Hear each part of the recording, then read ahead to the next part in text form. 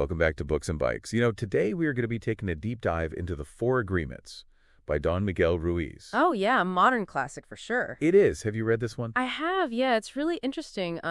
Draws on ancient Toltec wisdom for a more fulfilling life. It does, and I think one of the things that it really encourages people to do is break free from self-limiting beliefs. Yes, absolutely. It's all about recognizing and breaking free from what Ruiz calls domestication. Okay, and what does that mean? Well, he's talking about the way that society kind of shapes our beliefs and behaviors from when we're really young. So it's like we've been trained in a way to think a certain way almost from the time that we're born. Exactly. And we end up internalizing all these external messages. And it's those internalized messages that lead to the self-limiting beliefs and unnecessary suffering. Right on. So that's kind of the cage that we've built around ourselves. Exactly. And that's where the four agreements come in. Think of them as the keys to unlock that cage. Okay, so like the way to kind of break away from all of that domestication. Exactly, yeah. And the first agreement is all about being impeccable with your word. Which sounds simple enough, right? It does, but think about the power of language. Oh yeah, words can really have an impact, for better or worse. Absolutely. They can create or they can destroy. But when we're talking about being impeccable with your word, what exactly does that look like? Well, it means using your words with intention, only for truth and love and encouragement. So instead of tearing people down with your words or gossiping about others, it's about speaking in a way that builds yourself and others up. Exactly. And, it's a real challenge, especially in today's world where there's so much negativity flying around. It is, but it's such a powerful reminder that our words have an impact, not just on others, but also on ourselves. I think so, too. So that's agreement number one, be impeccable with your word. What about number two? Number two is to take anything personally. And that can be hard to do, right? It can, especially when it feels like someone's specifically attacking you or something like that. But Rui's point is that other people's actions and their words, they often come from their own issues. Not from anything that we've done. Yeah, exactly. And they have very little to do with our inherent worth. So it's like we're taking on their baggage when we take things personally. I like that, yeah. Their negativity becomes our negativity if we let it. So by not taking things personally, we're kind of protecting ourselves in a way from that outside negativity. Exactly. It's about maintaining your own inner peace. I like that. So don't take anything personally, good advice. It's really powerful once you start to put it into practice. So what's the third agreement? The third agreement is don't make assumptions. Don't assume, just ask, right? Exactly. So much conflict comes from assuming that we know what other people are thinking or feeling. Because we don't know unless we ask. Exactly. And by making assumptions, we often end up creating problems that weren't even there to begin with. So rather than just filling in the blanks with our own interpretations, it's about actually asking for clarification. Yeah.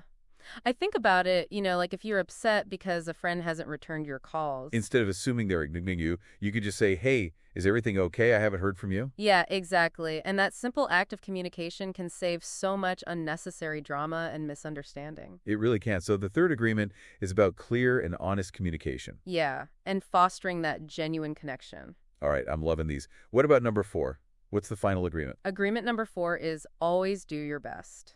Okay, and that sounds like a lot of pressure, like always be on, always driving for perfection. It's not about perfection, though. It's about recognizing that our best will fluctuate from day to day. So like some days our best will be amazing, and other days it might just be getting through the day. Exactly. But the key is to approach everything with intention and with effort. Knowing that we're always growing and evolving. Exactly. We don't have to be perfect, but we should always aim to be our best selves. I like that. So it's about releasing the pressure to be perfect and embracing self-compassion and just focusing on doing the best that we can in each moment. Right on. So we've got our four agreements: be impeccable with your word, don't take anything personally, don't make assumptions, and always do your best. What a great framework for living a happier and more fulfilling life. It really is. And I think one of the things that makes it so powerful is that it's not just about changing our actions, it's about changing our thinking. Right. Because it's our thoughts that drive our actions. So if we can shift our thought patterns, then our actions will naturally follow. I think so too. And that's the real key to breaking free from that domestication that we were talking about earlier. Exactly. By applying these four agreements, we can dismantle the cage of limiting beliefs and step into a more authentic and liberated life. I love that. It's so empowering to realize that we have the power to choose our own happiness. It really is. And the four agreements give us the tools to do just that. Okay, so we've outlined those four agreements, but let's go back to that idea of domestication for a minute. Yeah. It's not just about societal norms, but like the internalization of those limiting beliefs that we've kind of picked up all throughout our lives, right? It is. It really is. It's like, imagine a kid, a young child who's told they're not good at math. Right. It sounds harmless enough, but, that statement can become like a self-fulfilling prophecy. Oh, absolutely. The child starts to avoid math and they struggle with it, and then ultimately they end up confirming that initial belief. And that can happen in so many different areas of life, not just math.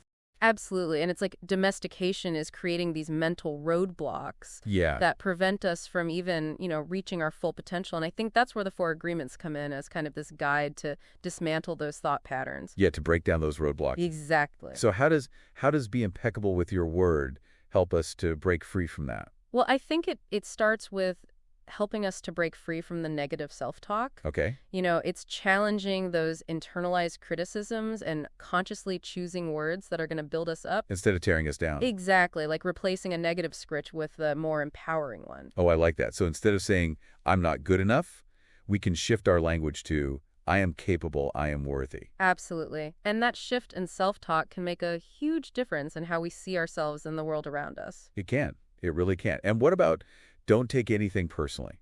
How does that one come into play? I think this agreement, it's like a shield, Okay.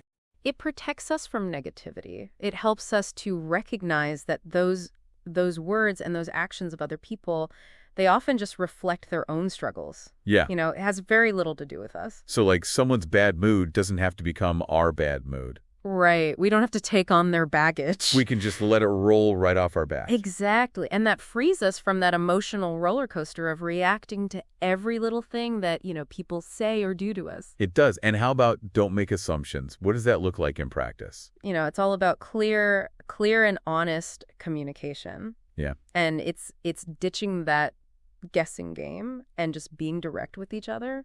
So rather than assuming we know what someone's thinking or feeling, we just come right out and ask. Yeah, exactly. And we, we express our own needs directly. So much easier said than done, though, right? It is. It takes practice, but it's so worth it when we can get to that point. Because it really does help to avoid so much unnecessary conflict. It really does. Think about it. You're upset because a friend heckle called you back. Right. Instead of just, stewing about it and assuming the worst, you could just pick up the phone and say, hey, is everything all right? I haven't heard from you. Such a simple thing to do, but it can make such a big difference. Right.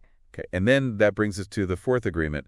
Always do your best. Right. Which, again, sounds like it could be a lot of pressure. It does. But this agreement, it's really about self-compassion. It's about accepting that our best isn't this, fixed point. Yeah. It changes, depending on our energy, our mood, what's going on in our life. So it's not about always hitting a home run. No, it's about just showing up and giving it our all, whatever that looks like in that moment. Right. Some days our best is going to be amazing, and, some days we're just going to be slugging through. Exactly. But the point is that we're making the effort. We're not giving up on ourselves. I think so, too. So the four agreements, they really provide this framework for us to kind of dismantle those domesticated beliefs and those behaviors that can keep us stuck I think so, too. in that cycle of suffering and limitations. Absolutely. It's about recognizing that we have the power to choose a different path. Yeah. A path of freedom, a path of authenticity, I love that. a path of personal empowerment. So by consciously applying these agreements,